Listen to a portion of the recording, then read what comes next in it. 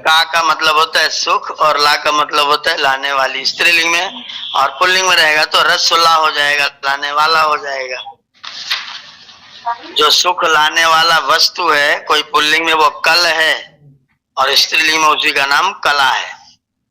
तो जिन जिन पदार्थों से हमको परमात्मा सुख पहुंचाते हैं और जिन जिन कारणों से जीवात्मा जगत में आकर के सुख प्राप्त करता है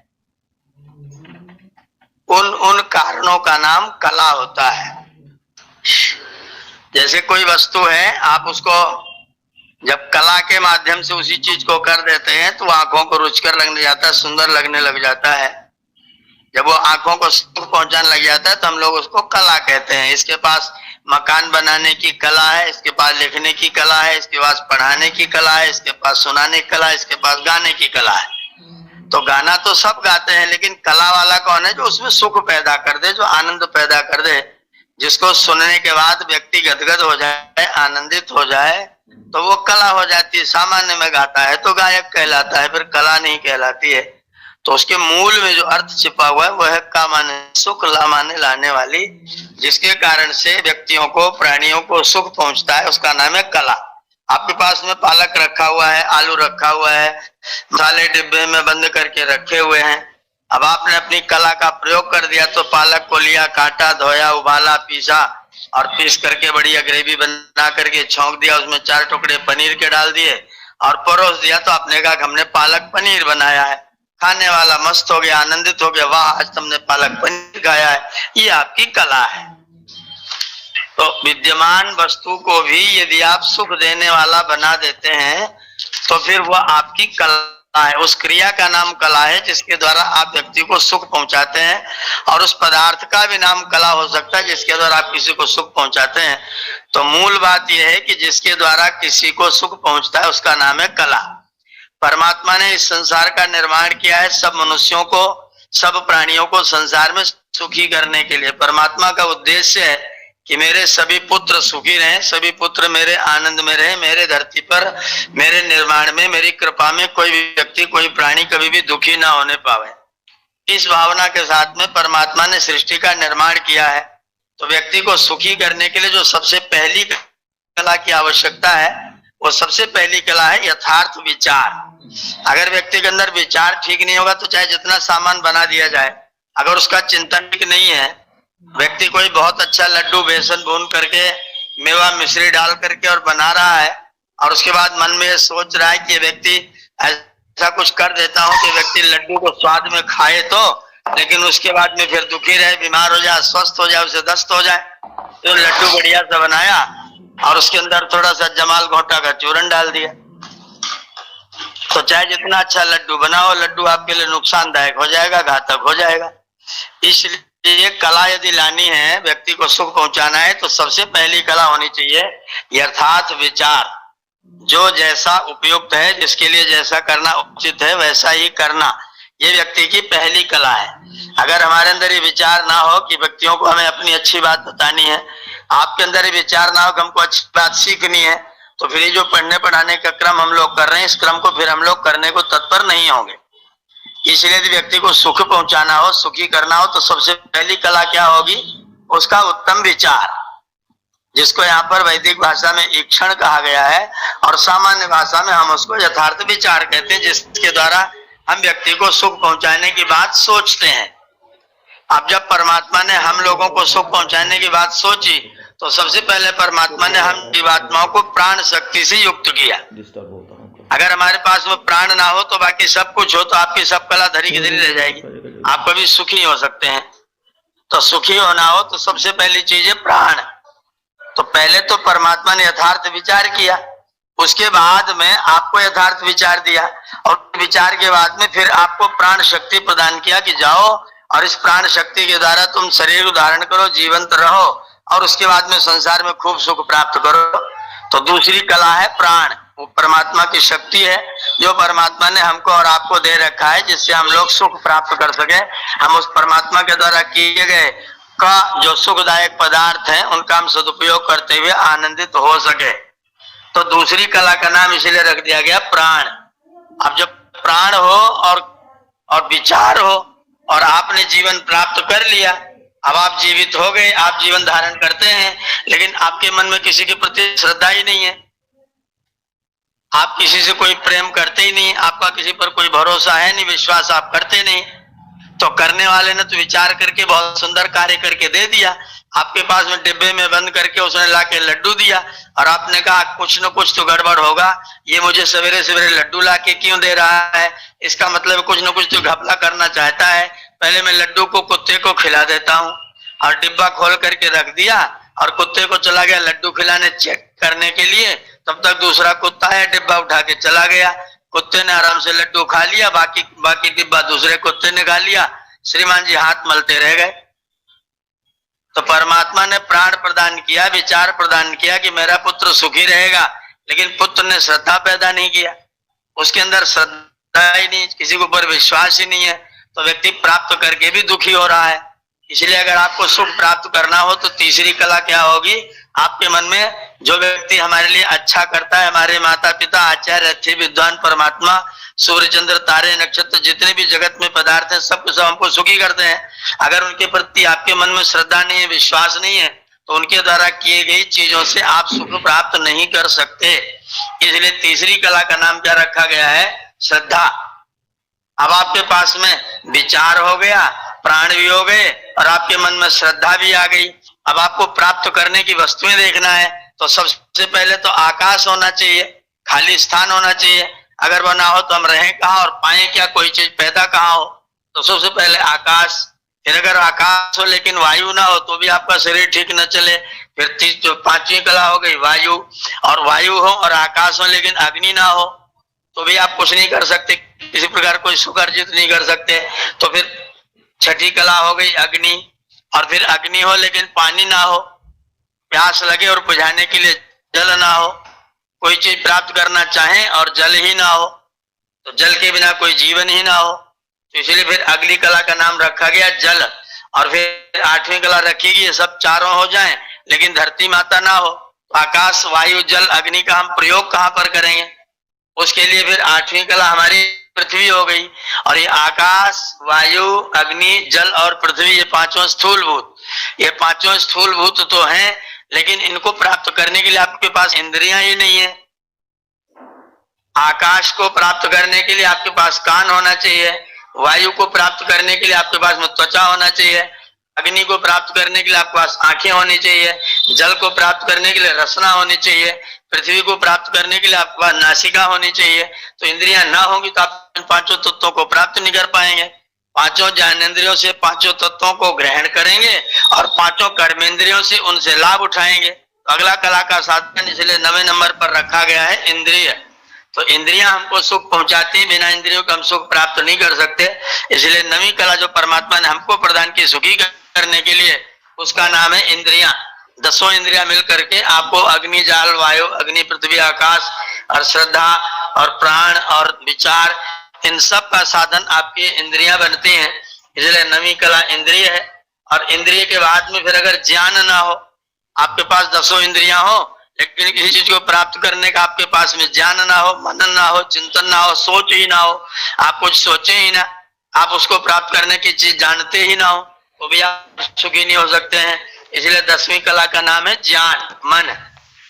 और ज्ञान हो, सब कुछ हो, लेकिन इंद्रियों के विषय ना हो, अन्न माने खाद्य आदि पदार्थ ना हो, अन्न जल पृथ्वी, जो अपने अन्न खाते हैं, औषधियां खाते हैं, वनस्पतियों का सेवन करते हैं और दवाइयां लेते हैं, ये सारे पदार्थ तब होंगे जब इनके पास अन्न होगा। तो इसीलिए फिर 11वीं कला हो गई अन्न। और अन्न हो लेकिन अन्न को पचाने का पराक्रम आपके पास ना हो, शक्ति ना हो, सामर्थ्य ना हो। ढेर सारा बादाम रखा है लेकिन पचा नहीं सकते, दूध रखा है लेकिन पी ले तो दस्त हो जाए, घी खा ले जुकाम हो जाए, दही खा ले खांसी आने लग जाए। तो उसको प्राप्त करने के लिए आपके पास शक्ति भी होना चाहिए। इसलिए 12वीं कला है वीर्य, बल, पराक्रम। और इनको सबको प्राप्त करके आप सब अपने लिए ही न बटोर लें, सबके लिए छोड़ दें, सभी को प्राप्त हो जाए, सभी को देना सीखें और सबके लिए उत्पन्न करने की कोशिश करें। तो फिर आपके पास में तप भी होना चाहिए। अगर तप नहीं होगा तो आप सब प्राप्त करेंगे, सब अपने लिए रख लेंगे, फिर और किसी को लेने नहीं देंगे। इसलिए अगली कला का नाम फिर रखा गया है तप। फिर ये तप नाम की कला है जिसके द्वारा आप अपने लिए प्राप्त करें, दूसरों के लिए भी प्राप्त करेंगे। और तप के बाद में फिर चौथी कला है जो परमात्मा ने आपको प्रदान किया है, वेदों के मंत्र। वेद विद्या परमात्मा ने आपको प्रदान किया है कि तुमको जब जगत में रह करके और जगत में रहने का रास्ता न सूझे तो तुम सीधा वेद भगवान के पास जाना, तो तुमको जगत में रहने का रास्ता बताएंगे, किसके साथ क्या बर्ताव करना, क्या खाना, क्या पीना, कैसे रहना, क्या संबंध, क्या जानकारी, ये सारी की सारी व्यवस्था, जगत में जीने की व्यवस्था परमात्मा ने वेद विद्या के माध्यम से हमको आपको बताया है। इसलिए फिर जो आपका 14वां कला है वह है मंत्र, ईश्वर के द्वारा प्रदत्त आपको वैदिक विचार, जिन विचारों के माध्यम से आप संसार के सारे प्राणियों को सुखी करते हैं, आप स्वयं भी सुखी रहते हैं। अगर ये विचार परमात्मा वेद वाणी के माध्यम से हमको आपको प्रदान न करता तो फिर हम लोग सब कुछ प्राप्त करके भी दुखी रहते। तो परमात्मा ने जब सृष्टि का निर्माण किया, लगभग 6 चतुर्युगियां खर्च करके, 6 चतुर्युगियां लगा करके परमात्मा ने संसार को बना करके हमको आपको इस संसार में भेजा और इस जगत में भेज करके परमात्मा ने आपको ये बताया इस दुनिया में रहना है तो माँ के साथ क्या बर्ताव करो, पिता के साथ क्या बर्ताव करो, अतिथि आ जाए तो क्या बर्ताव करो, कोई विद्वान साधु संत महात्मा आ जाए तो क्या विचार करो, चोर आ जाए तो क्या विचार करो, राजा के साथ कैसा व्यवहार करो, मंत्री के साथ कैसा व्यवहार करो, रक्षा पुरुषों के साथ कैसा व्यवहार करो, धरती के जितने जड़ पदार्थ है इनका कैसे कैसे उपयोग करो, और कैसे कैसे उपयोग करोगे तो ये तुम्हारे लिए सुखदायक होंगे, कैसे करोगे तुम्हारे लिए दुखदायक भी हो जाएंगे।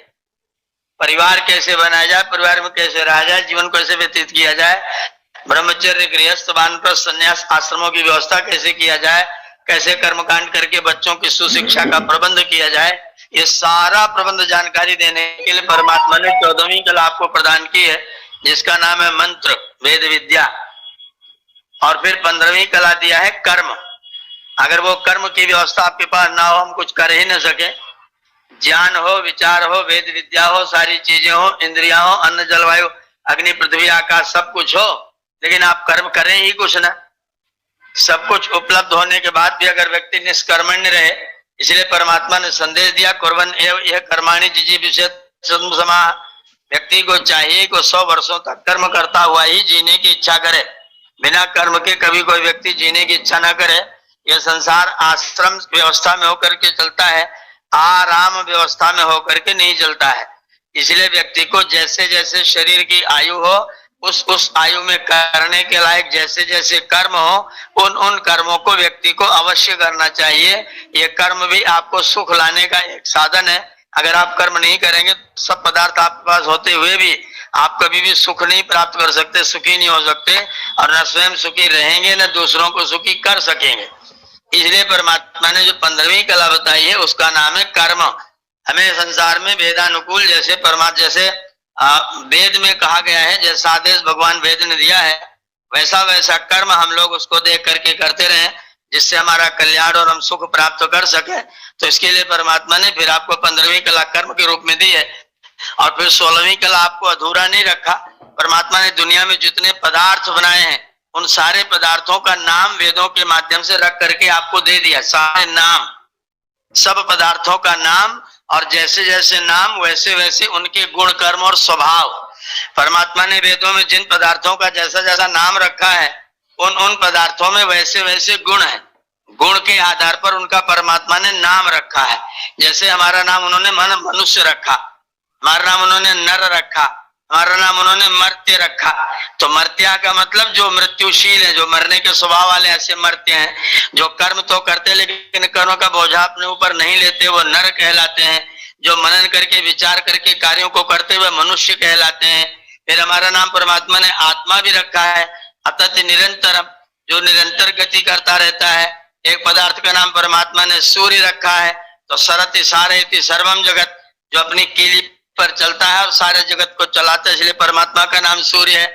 सबको आनंदित करता है इसलिए चंद्रमा का नाम चंद्रमा है। बहुत विस्तृत है इसलिए इसका नाम पृथ्वी है। हमें खाता है और हम इसको खाते हैं। अद्यते अत्य भूतानि तस्माद् अन्नम प्रचक्षते, जो हमको खाता है जिसको हम खाते हैं। अन्न को जब हम औषधि के रूप में सेवन करते हैं तो हम अन्न को खाते हैं, और हम अन्न को औषधि के रूप में सेवन नहीं करते तो फिर अन्न हमें खाता है, इसलिए उसका नाम अन्न है। जिसमें हमें जीवन मिलता है उसका नाम जल है। ऐसे प्रत्येक वस्तु के गुणों को देखते हुए परमात्मा ने उन वस्तुओं का नाम भी वेदों में रख करके, वेदों में दे करके हमको प्रदान किया है। सारे पदार्थों को भी परमात्मा ने नाम लेकर के बता दिया है। ये जो जितने वनस्पति खड़े हुए सबका नाम उन्होंने वृक्ष रखा है। वृक्ष का मतलब वृक्ष, जिसको काटा जा सकता है, छांटा जा सकता है, जिसको काट छांट करके, पूरा साफ करके नहीं, काट छांट करके आप अपने लिए उपयोगी वस्तुओं का निर्माण कर करा सकते हैं। दरवाजा बना लें, खिड़की बना लें, फावड़ा खुरपा का भेंट बना लें, डंडा बना लें, लाठी बना लें, कुर्सी मेज बना लें, बेड बना लें, लेकिन काट छांट के बनाए, इसलिए इनका नाम है वृक्ष। वृक्षते छिद्यते यह सा वृक्ष, जिसको हम काट छांट के अपने उपयोग की सामग्री ले सकते हैं, इसीलिए उसका नाम वृक्ष है। और जो सदा बना रहता है, फल आते रहते हैं फिर भी वो बना रहता है, फल झड़ते रहते हैं फिर भी वो बना रहता है, फूल ना भी दिखाई दे तो उसके अंदर फल आता रहता है, इसलिए उसका नाम वनस्पति है।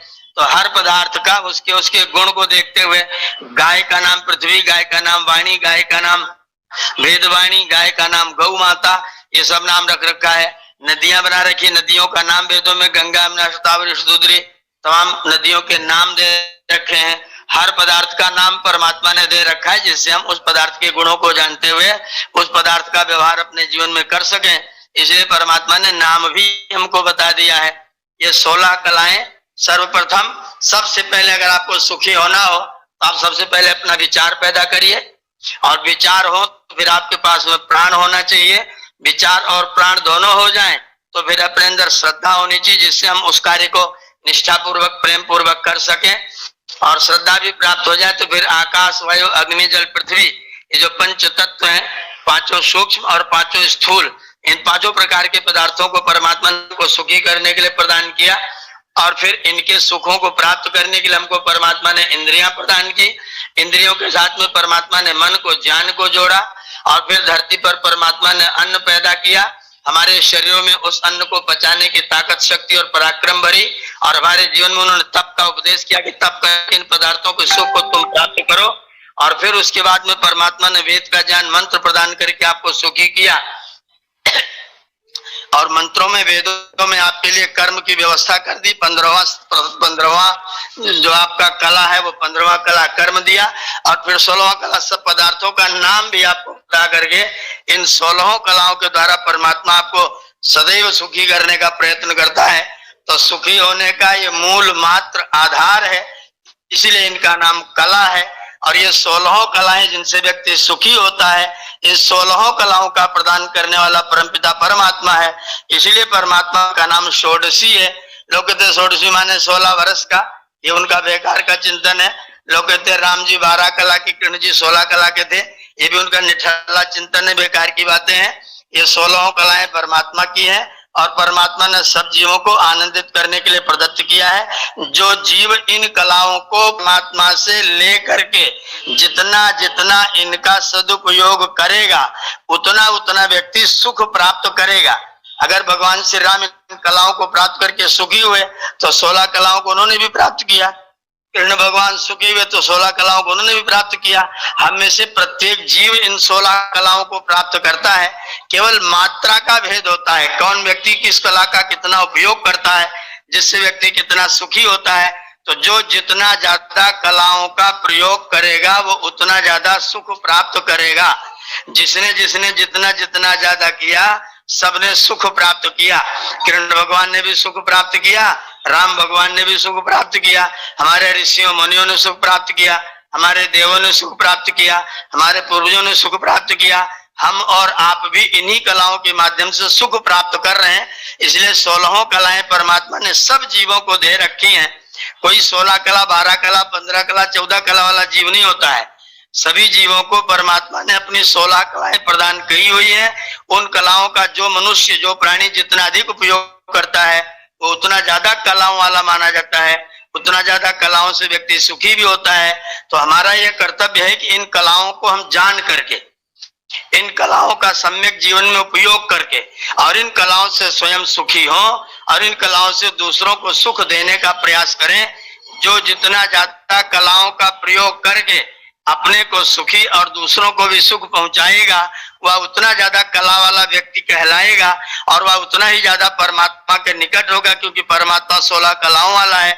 16 कला वाले षोडशी परमात्मा ने हमको 16 कलाएं दी हैं। उन 16 में से अगर कोई दुर्भाग्यहीन व्यक्ति, 16 कलाएं परमात्मा ने प्रदान की, बरसात तो हुई, बरसात तो हो रही थी, लेकिन कोई व्यक्ति छाता लगा के चल रहा था, कोई व्यक्ति पेड़ के नीचे बैठ गया, कोई व्यक्ति छत नीचे घुस करके अपना कमरे का दरवाजा बंद कर दिया, तो छत के नीचे घुस गया, उसने वर्षा की एक बूंद भी नहीं प्राप्त की।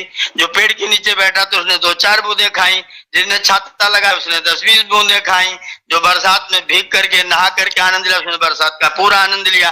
तो परमात्मा की 16 कलाओं का आपने कितना उपयोग करके कितना सुख पहुंचा है, कितना सुख आपने प्राप्त किया है, उतनी मात्रा में कला वाले आप होते हैं और उतनी ही मात्रा में आप सुख वाले होते हैं। कोई मनुष्य, कोई प्राणी 2, 4, 15, 20 ऐसी कला वाला नहीं होता है। सभी को परमात्मा ने 16 कलाएं दी हुई हैं।